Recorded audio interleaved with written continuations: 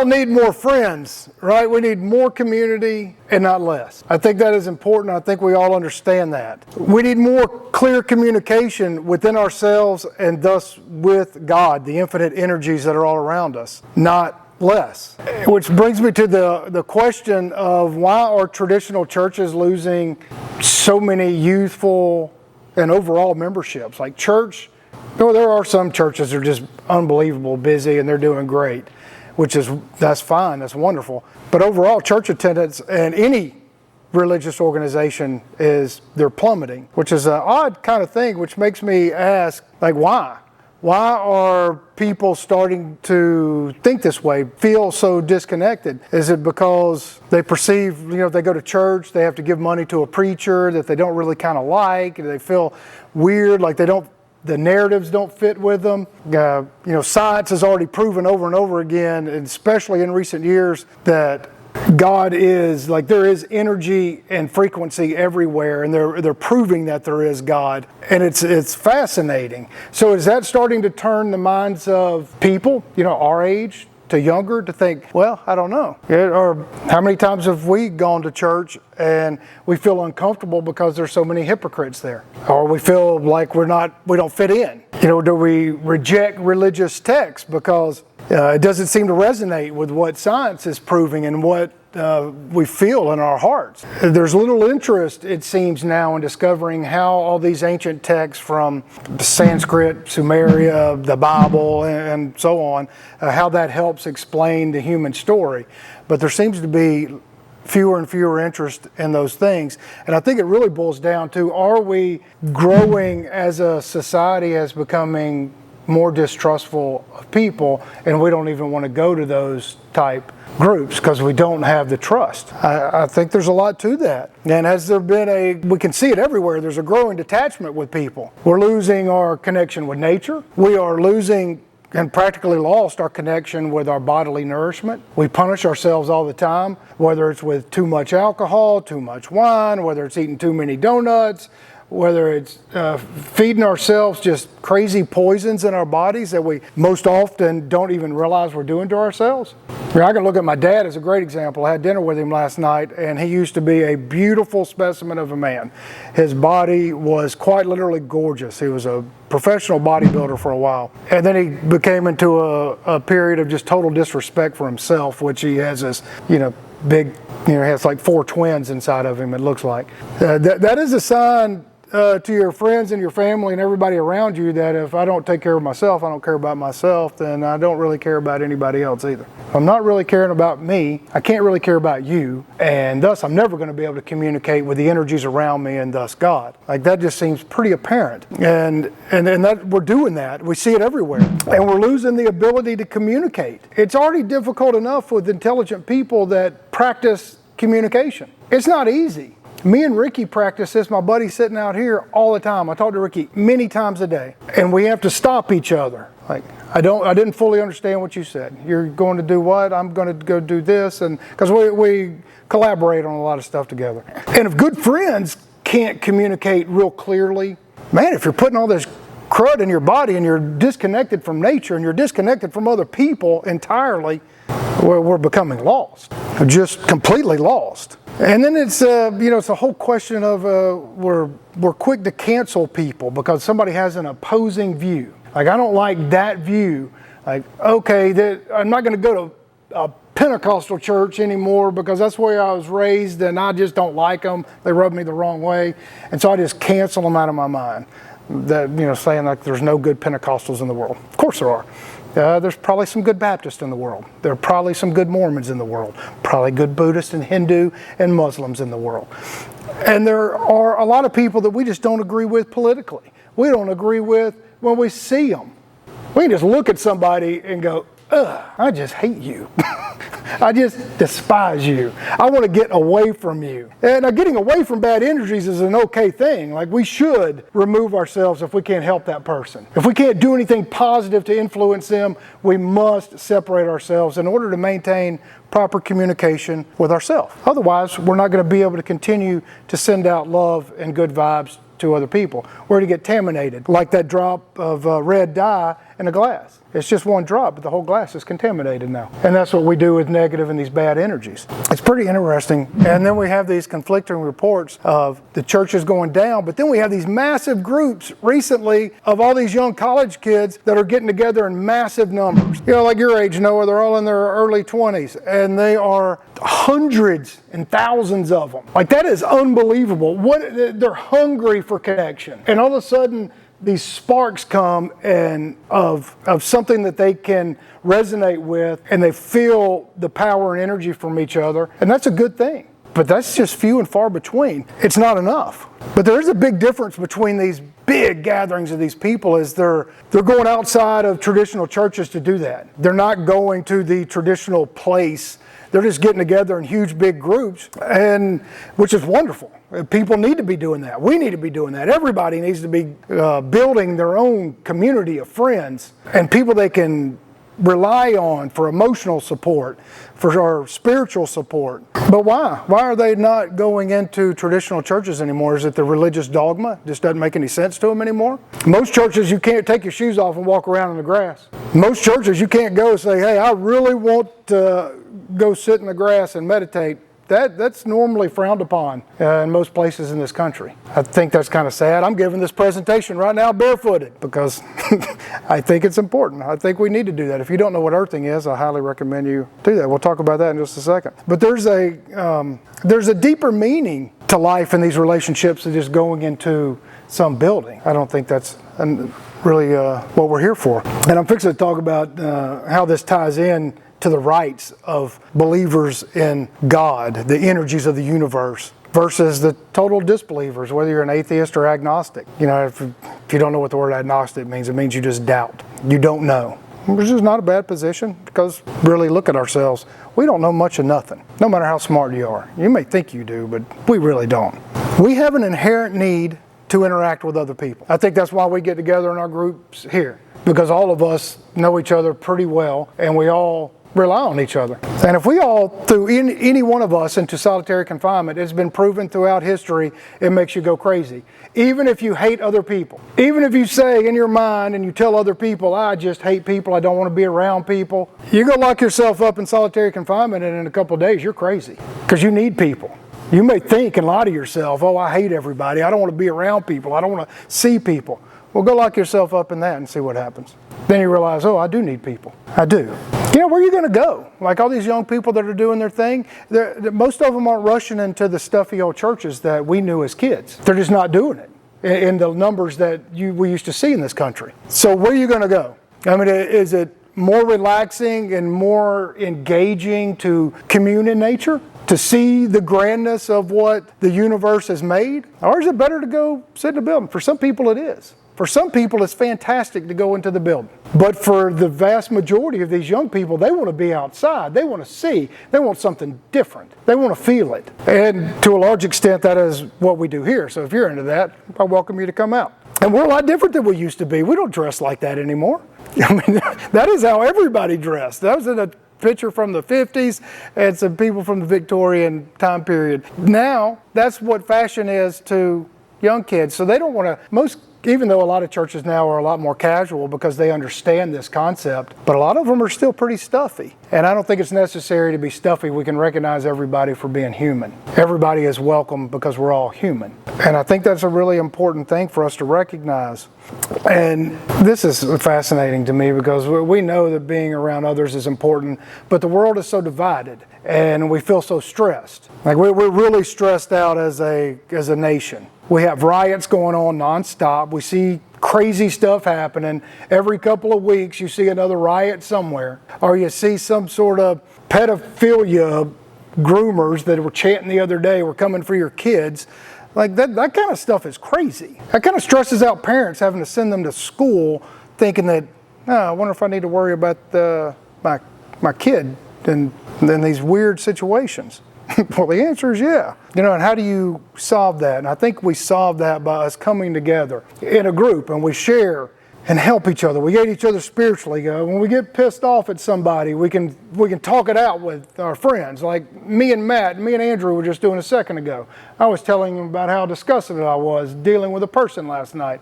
And I didn't want to feel disgusted. I wanted that just to let it go and to breathe and be easy. Well, if we didn't have this group that came together, I would just keep all that stuff bottled up inside and I'd start to explode. I would get anxious. I would get frustrated. Like I could tell when Ricky doesn't vent out to me sometimes because he gets just all ate up. And it's the same thing that happens to me. And I'm just real lucky that we continue to get together and we continue to grow in this way, because if not, people are going to start to go crazy more than they already are. And if we don't help each other and come together in these groups emotionally, financially, physically, and all other aspects of life without judgment of anything, who cares what your color is? Who cares really what your beliefs are, as long as they're not infringing upon somebody else's rights? Who cares about your color, your body type? We're just humankind.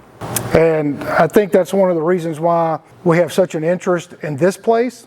And that's why we have these fluctuating numbers of small and large and then small and large, but it keeps on growing. And because people can come here and know they're not going to be judged in a way that is going to make, or judged at all, but made in a way that you're going to feel ostracized. Like a lot of times people go to these big churches or they go to parks or they go anywhere with a group and they still feel alone.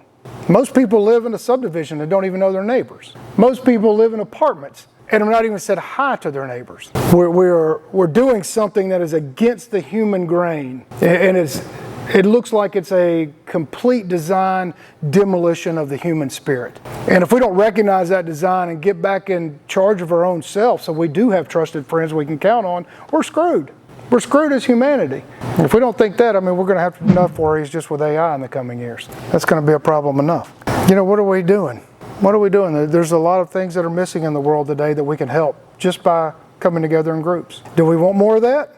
Or do we want more of this? Do we want to sit around and hold hands? Do we want to pray together? Do we want to worship together? Do we want to meditate together? Do we want to talk together and help each other? Or do we just want to watch the world burn? I say that's a lot better. I say we first have to look at ourselves, because if we can't fix ourselves, it's real easy for us to start talking about other people and us going, oh man, that person's an ass, this person's this way, that person's that way. But how are we? Just what I was just talking with you a second ago, Andrew. It's like, okay, and you, Matt, was I the problem in that relationship? Like, I don't understand why this person's acting that way. What role did I have to play in that? What role was it what part of it is my responsibility? And then what part of that responsibility is on me to attempt to make that better? And if I can't, well, that's on them. As long as I'm coming at it 100%, the rest of it is on them.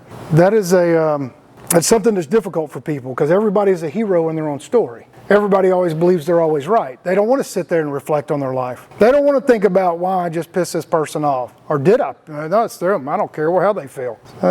That's probably not a good thing. Go try locking yourself up in that isolation box. It's not a good thing to do. I think this is wonderful.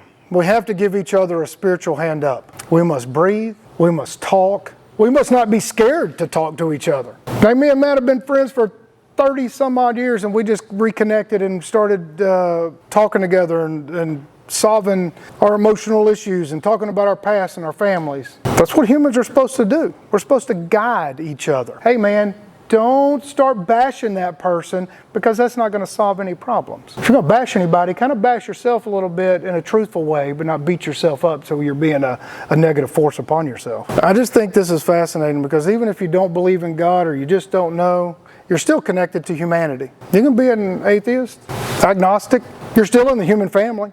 We're all connected in this life, and we all know that we are connected. Water has proved that. Science has proved it's easy. You don't have to be a scientist to even understand it. We all drink water. We all pee. It all gets filtered. We all drink it again. We're all connected. And our inner energies are alive. It's measurable. Science has measured our own energies. Our heart has energy. When I hug you, our frequencies change.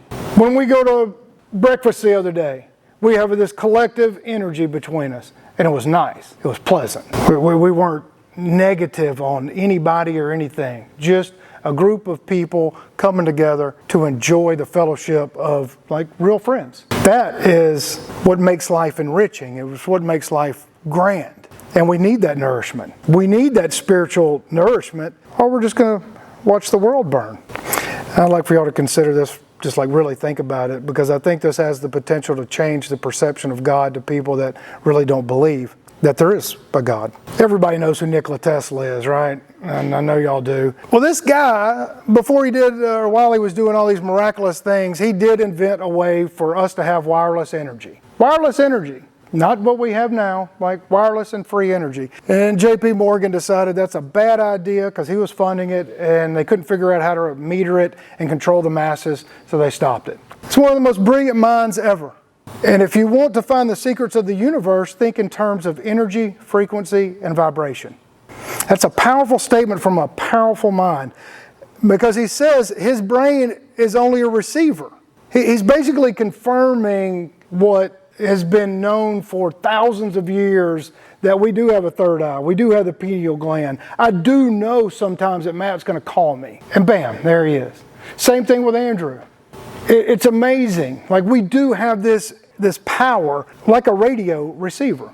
It's just like a radio. Our minds are like a radio. We have to be tuned in to the right spot. It's unbelievable. The universe is a core form of which we obtain knowledge, strength, and inspiration. And I have not penetrated into the secrets of this core, but I know that it exists because everything has vibration. Everything has a frequency. Everything. This stand, this concrete, your shoes, if we got a microscope out, everything is on a little vibrating frequency scale. We're sending it out and back. It's just like our cell phones. I thought it was a great analogy, because every one of us, somebody can call Kevin right here, but nobody else's phone's going to ring. That's the only frequency. It's the same way with our own body and our mind. We are the instrument that receives the downloads of our own consciousness. We are the radio.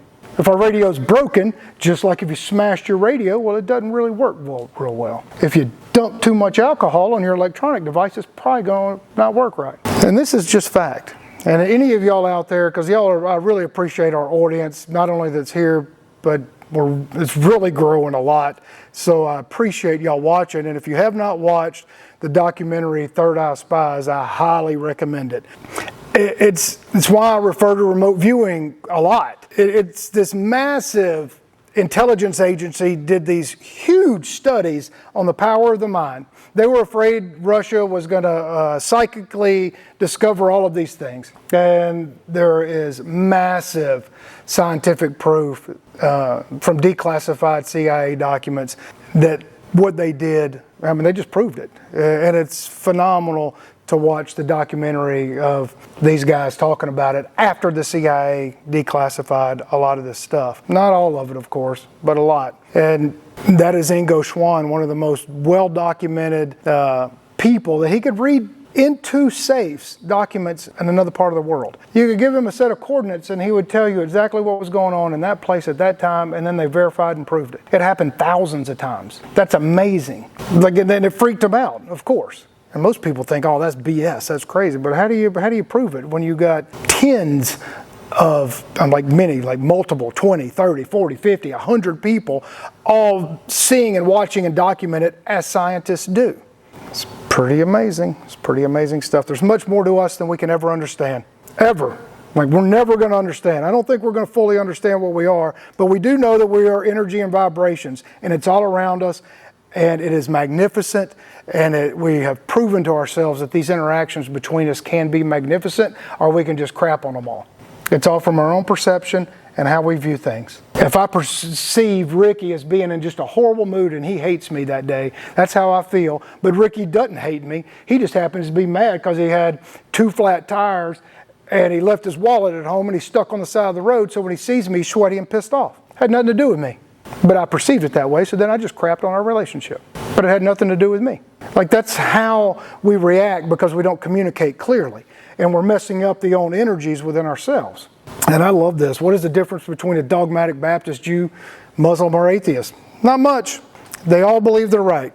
They all believe they're right. And they'll fight you to the bitter end to attempt to prove it. And I don't think we're all right. I think we all have a little bit of the slices of the truth flowing through us and in us. And then we disguise that truth with all the mess that we've learned and been brainwashed into believing and the dogma crap. But all you got to do is just go hug a good friend. That good friend may be a Baptist, the other one may be a Muslim. But if y'all knew each other and y'all had good experiences together, all those beliefs don't matter. That energy came together and went, voila, you had a great experience. So we must be humble. That's difficult to do sometimes. We must realize that we don't know everything, and these energies around us, we have to take notice. I think God is begging us to take notice of our own energy, like begging. And I think whenever we talk to each other in an open heart and an open way with love and true compassion, we can feel it between each other. And that is very important for our survival as humankind. And if you want to tap into this energy field and come out here and visit with us, we love sitting outside. We love sitting and meditating outside. We offer so much here, and I really welcome you to come. And if you don't know what earthing is, just Google it. There are a bunch of good documentaries on it. The frequency of the earth. We got an electrician sitting out here. You know that rubber is a insulator of electricity. Well, take off your shoes, take off that rubber, and actually feel the energy of the earth and let it resonate and vibrate through you. There are a lot of healing properties that works with, and it's fascinating. So with that, come out here and make new friends. I enjoyed this presentation a lot because it was very meaningful to me, and I hope it was meaningful to y'all. And we normally cook or something every Sunday, or we go out to eat with a group of us. We do all kinds of fun stuff out here. So if you're in the local area, come out. You're always welcome.